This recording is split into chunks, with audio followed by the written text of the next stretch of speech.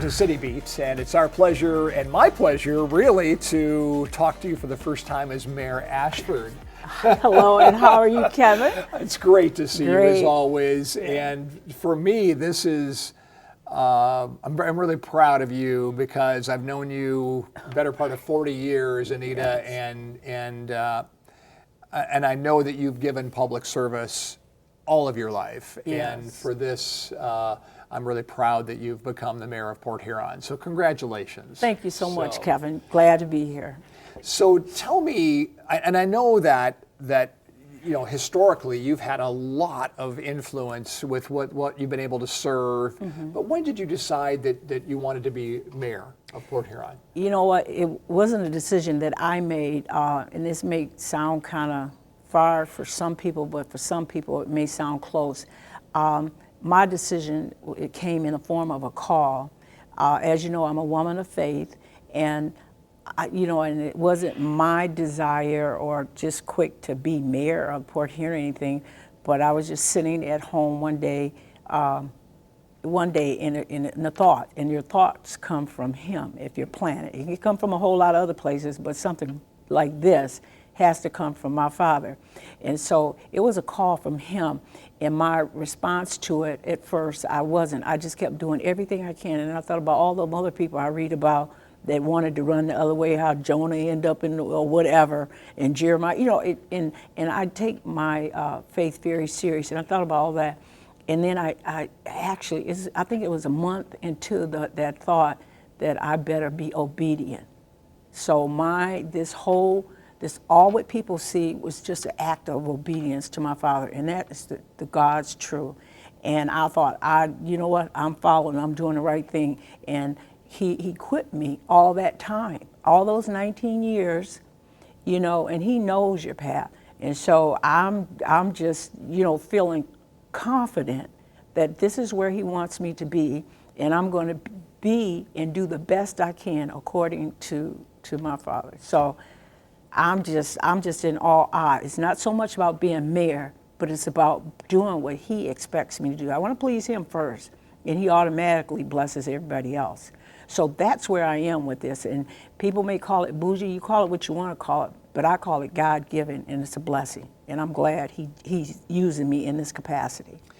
Well, it certainly can be used in that capacity. But let's look back. What was your first calling to get into public service way back yonder? Oh, way back yonder. You know what? I had gotten hired by DTE, Detroit Edison back then. Yep. And they had this thing we call Action Politics. And it was at Vivian Farms, a special retreat place that Detroit Edison send their employees to, for different things. And this one just happened to be Action Politics. And I just thought, I should go there, because in my community, even at the age of when I was in high school, I was out there organizing and getting things together, trying to put people together. And even as a person of color back then, and that was very, obvious. It was, to me, in my heart, I always wanted to put people together. It didn't matter. It did matter. You were white. I was wondering, why can't we be closer together? So in my little old innocent heart, I thought, maybe if I could get involved in things like this, and by being hired at Detroit Edison, I could have more skills and know what it's all about. And then I took that course. I was precinct delegate. And back then it was a Democrat. Of course, I'm kind of half independent now, but so I did that, and then Spurgeon Harvey actually put something behind me back in the day. He was a commissioner, and then I would also, get cues from the first councilwoman, Audrey Pack, mm-hmm. And then and from then on, it just started growing and growing. And it just happened, not by design. It's because people saw what you were trying to do. And that's a message to kids. People will notice you and help you. John Wismer helped me. I ran 3 times in order to get elected to the Port Huron City Council. And he said third time is a charm. And the second time, John Wismer and some of our city fathers said, well, we got to get Anita known. So he even hired me to be a reporter for WHLS. And I was going out here covering news stories. I at remember the that. You remember that? Oh, absolutely. And I said, I don't know a thing about all this jive. He said, well, you'll learn. I thought, okay. And I did. And I think I'm a lifelong learner. And I've been learning ever since. But it wasn't just this niche helped me or them. They all seem to help try to grow me. So when you look at Anita Ashford, you see our father, but you see all the people that he have been able to put in my life. They're white, they're black, they're rich, they're some of everybody to help build where I am today. Well, we're a product of everything that's happened to us Yes. in our life and everything that we learned. And you talk about lifelong learning.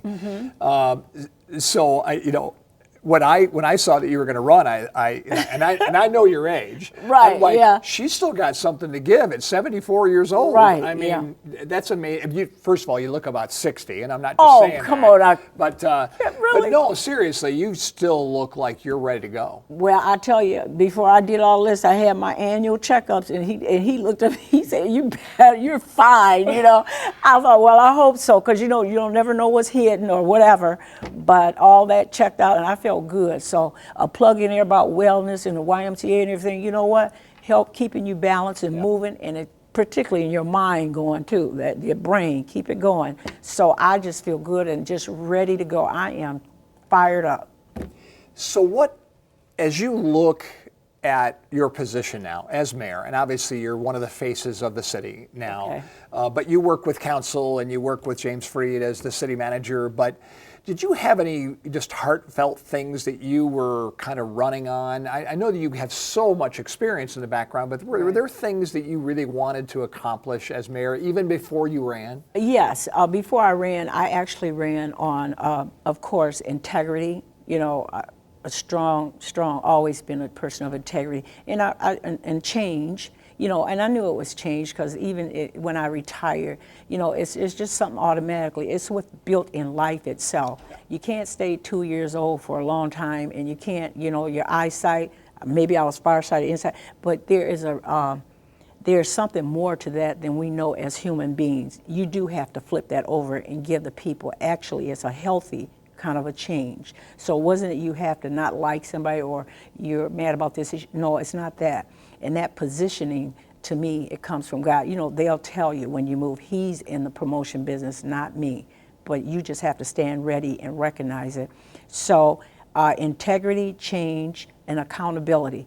I ran for accountability because I do see myself, it's not all the time, the city manager is a city manager, and we as council people, we're sort of like the board of directors, okay? Mm-hmm. And people think that we have a lot of authority that we don't have. We do. We have a path, and the city manager, he actually is at our pleasure to do. But even though he's at our pleasure, that's a wide word. You still have to be accountable. So.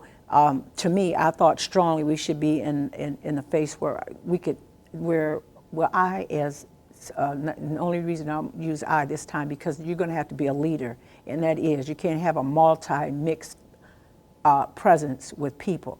They got to know that you're there. They got to believe in you. They got to trust you. So I, as mayor, thought accountability in the way that I would execute that would become more close and intimate with the people that I already feel that are there. So you know what I mean? And that is really heavy, because once you lose trust, you have nothing.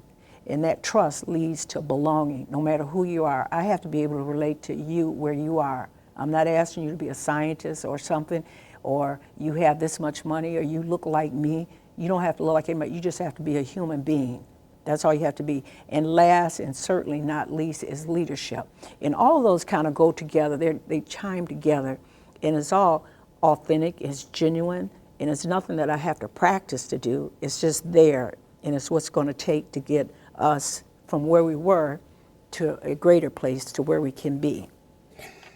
Most people probably would know, but having known you for a long, long time, and having known Pauline Rupp for a long, long time, you two are not enemies. You two are actually friends, and she has certainly given a great example, I believe, for you to look at as far as what does a mayor look like for the city of Port Huron. She's been, I think it was 15 years. I believe. So, 15. Yeah. So that's some shoes to fill for you to take leadership. It is, and if not filling them, I don't ever want to fill anybody's shoes, but I want to be able to respect the shoes that they have, and I'm going to wear mine according to where Anita walks. Because my steps are going to be ordered in a different manner.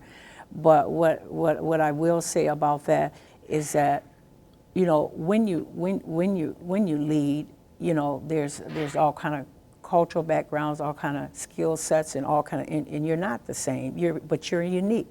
So she's unique in her spot, and she did her job.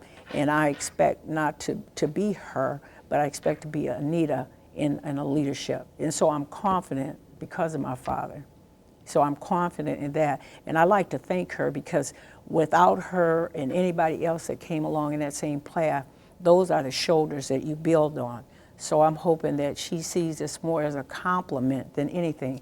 I don't think she has anything to be remorseful for you. And sure, it's going to be a big change, and I pray for her in that. The limelight, and you're always busy and stuff like that, but that's okay. But when you've done the best and the best that you can do, and as me and you know the best of your servant, that's all he asks. Don't try to get back because it has, and that's when moving on is so important, that you kind of reckon with yourself. You did do a good job. Don't look at yourself.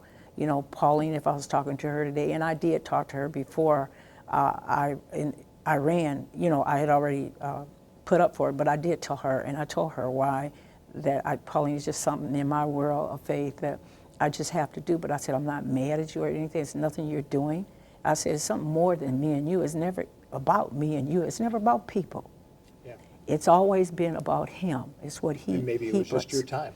Yeah, it is. It is our time. We have our watches and everything. We don't have our time. I can walk out here now, something can happen to me. And I could be somewhere, but if he says something, then you better look. You better listen. Well, when we come back from the break, I want to kind of get your vision for what you feel has happened in the city, and then maybe where the city goes from here. Okay? Fine. All right, thank you. We'll continue on City Beat with Anita Ashford, the new mayor of Port Huron, in just a moment. For over 4 decades, Blue Water Developmental Housing has remained unwavering in its commitment to enriching the lives of individuals with special needs and those who support them in St. Clair and Macomb counties. This organization is dedicated to delivering essential housing and support services to foster inclusivity and well-being. The St. Clair County Department of Veterans Affairs is here to serve those who have served, military veterans and their dependents. Call and make an appointment to discuss and apply for benefits to include health care, disability compensation, and community services today at 810-989-6945. Welcome back to City Beat. It's been our pleasure to have on set here Anita Ashford, the new mayor of the city of Port Huron. So you've been around a long time of politics, and you've been a part of the city of Port Huron. What are you most proud of what's taken us to this very moment? And then we'll look to the future as well. But what are the things that you would say, here's what I'm proud of the city of Port Huron about? Well, I'm proud of the city of Port Huron when I think about this. We're resilient in our own rights, and what I mean by that is that we come up to whatever it is that we have to take care of. We do that, even though you can have a lot of stuff going on, and those could look like those are optics, but reality, when push comes to shove, then we do what we need to do. And up at this point, to be sitting here as part of history, your first black mayor, and I don't go on that, it's just you're black mayor because we're living in a peerless times where people are trying to divide people, but yet our people, you see, at least in our little circle right here, and all politics are local, there are enough people there to put me in this spot, and we thank you for that, to move on in terms of your quality, your character, instead of what you look like. And I'm glad I look like who I am because I thank God for that. So, but that's kind of what I see in Port Huron, that we do that.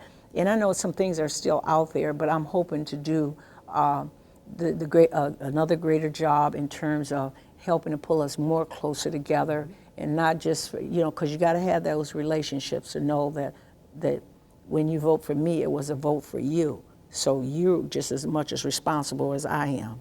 And so that we all could come together and continue to build upon Port Huron. We did a lot of things in our parks and recreations, all the money that has come from the state. When our Governor Whitmer said, I ain't gonna say what she said, but I'll just say darn roads. You see all that activity going on. You see the Bridge Plaza going on.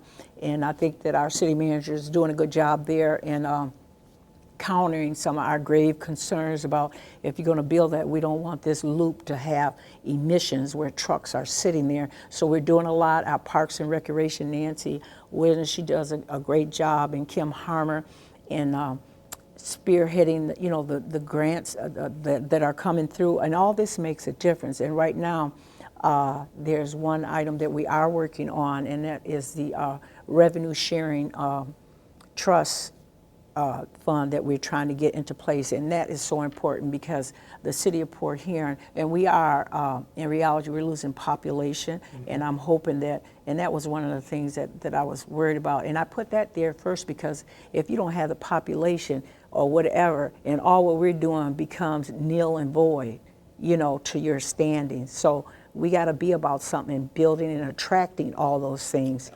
In the state of Michigan, another one example is that, we were here into manufacturing, but it's a new day. We're into technology, and people need jobs, real jobs, to feed their families, because we still have people hungry here. We have a poverty level, but I think it's itching its way into some more safer areas. But we still have all this happening, and you want people to have affordable homes and be able to build homes and be able to have a life, a whole rounded life, So wherever you may be, it's attainable. So I see us being in a clean city, not just the North End where I live at, and I grew up in the South End.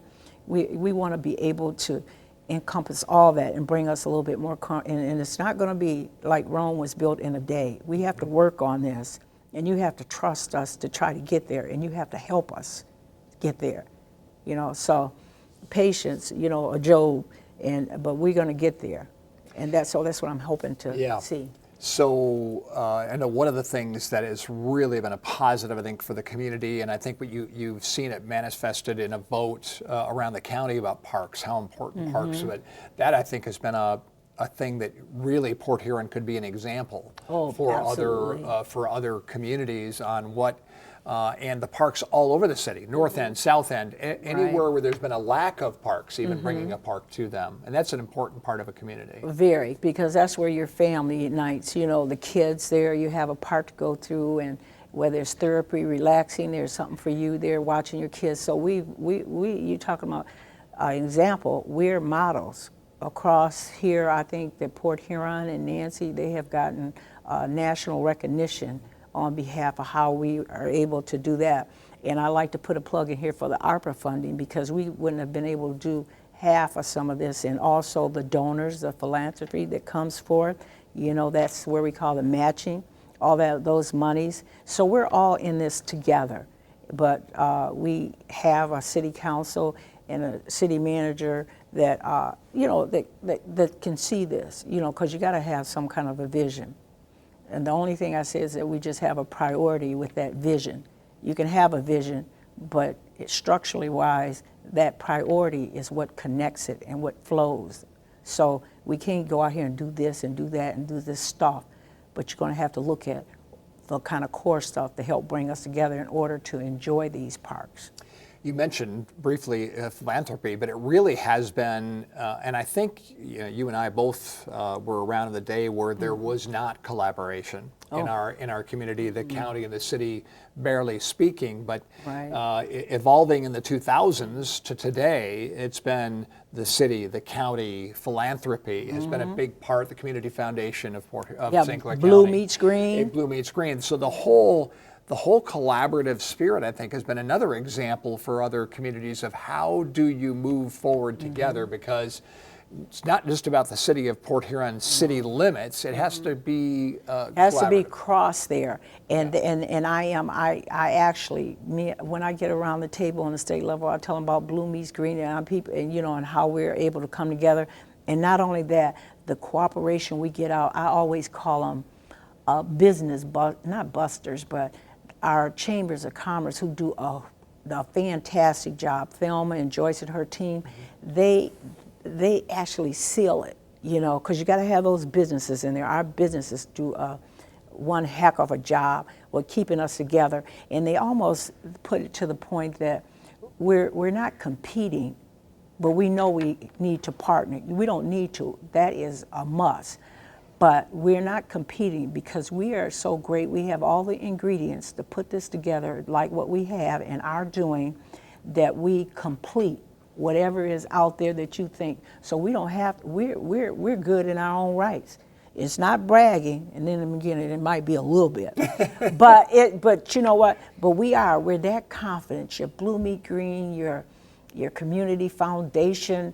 I mean, they seem to like knit it all, woven in there together. That's a great analogy, actually. Yeah. Yeah, and they do it. And I'm not trying to say, you got this, I got this, or we're going to beat Marysville, or we're going to beat the other. No, we're not. We want to see what you're doing. How can we help? How can we take a page out of here to help make these connections and help them grow? And that's our region. And we shine like that. But if you can't, the more we can get in here, the more hands are in there, the better we could be in making things better, because we have all this collaboration. So we had the vote in St. Clair County and the city of Port Huron, and you become mayor, and now you've taken that seat. What have you tried to do even over the past few weeks, and what are you trying to do in the short term just to kind of put Anita Ashford's stamp on what is the vision for the future? Okay. Well, to put my stamp on it, I begin in the beginning of the 2 weeks. We have a council and we have people that work for us, and I want to make sure at the council level that I have a one-on-one with each one of them. And James said, well, did you want me at the meeting? I said, no, that's why it's called a one-on-one. I just want to make sure, because building relationships is very important to me. You do what you do as city manager, but let me take over. I'm definitely going to be the mayor of the city of Port Huron. You're going to see me. You're going to hear me, okay? And then I know James over here, I requested or let him put on notice that I will be meeting with your team one-on-one, and you don't need to be there. And we're going to get close together and just get the pulse of where they are. So those two entities to work together, and so I have it in my heart, not my mind, in my heart, where you want to go, who I can really depend on to come together, because you Where are you we never right know. now? Yeah, Like, where are we right We're now? in the presence. You know, this was yesterday, but I'm over here today, and you have to get used to me. So it's not just about me, but you have to come across this table. You have to reach out, and how we're going to do this. And our focal point is the city of Port Huron. That's what we're headed for. So it was important to me to put those two entities together within this 2 weeks, so I'll know. So when I speak, I don't come out, but this is Anita's. No, this is the mayor. But this is the mayor who's representing the entire city of Port Huron, who is doing this with the council. We're together. It is a together we. So they got to know they have a job too, and we're all going to work it. So I'm not going to come out there like this is I. No, this is a we.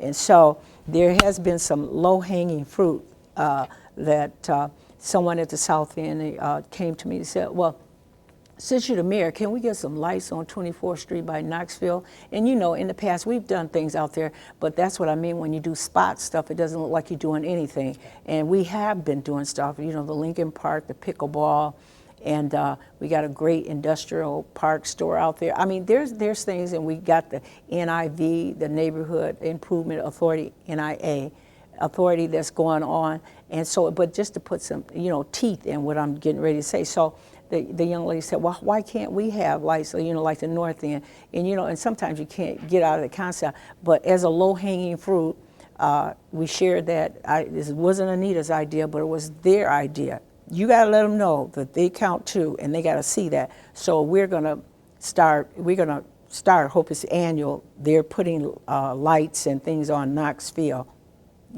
So that's what I meant. Maybe it starts all seeds, and you just keep watering that and watch it grow, So we out there, they say, well, that's all you do is put, no, we're coming and we're wanting, or praying for great things with the NIA, Neighborhood Improvement Authority, and building up that. We're putting some homes out there, duplexes, and not just duplexes, but we want people to see that you're not always at this level, but single family homes, so the growth would be there. So you have that mixture, you know, and I keep saying, you see, we keep saying these little 14, I said, no, you give them hope, you know, that they can grow. Don't keep people here, because you don't do it in a trailer park or you're creating a ghetto. No, they're there for now, but you strive to move next door and afford a house.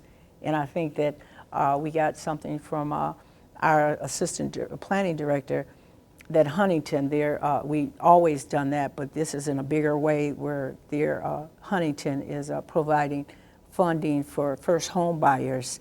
And so these are the kind of things that we need to keep doing to grow our city, to get it where, you know, they can live a whole kind of a lifestyle. So, well, it is great to call you Mayor Ashford. I know, I can't get used to it. I think I fell out of the bed. I was up there, this is no joke. I was doing something, I was reaching over something, and I thought, Mayor Ashford, I said, I was gonna do this anywhere, whether I was the mayor, the grand poop, or whoever. Yeah. I love my city, and sir, you can give me any capacity, but when you're designated like that from the big guy, nah, yeah, we're on. All the best to you. Thank you, I know you're going to do wonderful work, yeah. And we've known each other a long time, so yeah, we have. God bless you as well. And God bless you, and thank you so much for this time. Thank you, Anita. Okay. And that'll wrap up this edition of City Beat. Thank you so much for joining us.